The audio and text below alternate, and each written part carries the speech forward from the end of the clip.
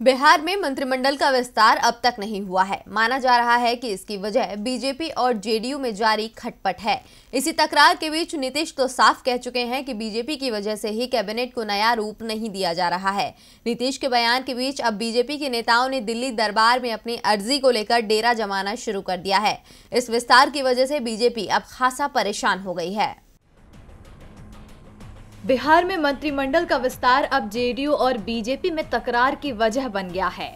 जहां जेडीयू खुद के ज्यादा मंत्री बनाना चाहती है, तो वहीं बीजेपी विधानसभा चुनाव में ज्यादा सीटें आने से बड़े भाई की भूमिका अदा करना चाहती है। इस खटपट के बीच कहा जा रहा है कि एनडीए की सरकार में अब 22 मंत्री मंत्रिमंडल में शामिल हो सकते हैं। फिलहाल बिहार में मुख्यमंत्री के अलावा 13 मंत्री मंत्रिमंडल में शामिल हैं। इसी बढ़ती संख्या के साथ बीजेपी के नेता भी अपना दबदबा दिखाने की कोशिश कर रहे हैं। पद की चाह में बीजेपी के नेताओं ने अब दिल्ली में डेरा जमाना शुरू कर दिया है।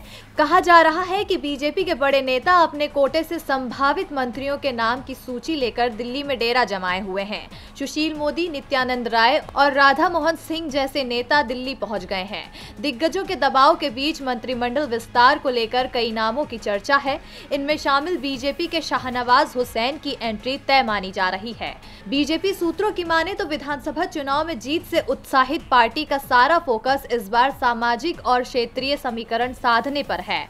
जानकारी के मुताबिक जिस जाति के विधायकों की संख्या अधिक होगी, उसको मंत्रिमंडल में प्रतिनिधित्व दिए जाने के भी कयास लगाए जा रहे हैं। ये देरी बीजेपी में बगावत को बढ़ा भी सकती है, क्योंकि कई नेता मंत्री बनने की चाह के लिए बैठे हैं।